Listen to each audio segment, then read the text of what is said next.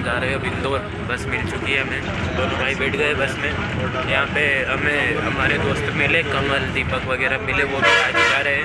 और फिर हम कमल और दीपक से हाय हेलो करते हैं और हमारे योगेश भाई को राम राम करते हैं। और आज बस में भीड़ नहीं थी तो बस पूरी खाली थी और फिर बस इंदौर के लिए चल पड़ती है। और आज मौसम सुबह से काफ़ी ठंडा था तो हम बाहर के नज़ारे देखते हुए और इस सफ़र का मज़ा लेते हुए फाइनली इंदौर पहुंच जाते हैं। फिर हमें दिखता है इंदौर का फ्योनिक्स सिटाडेल यानी फ्योनिक्स मॉल, जो कि इंदौर के बाहर स्थित है और ये काफ़ी बड़ा है और तो और इंदौर का सबसे बड़ा मॉल है, देख सकते हैं आप। फिर हमें हमारी बस पिपलियाना उतार देती है और हम ऑटो पकड़कर रूम की तरफ चल देते हैं गौतम दोनों।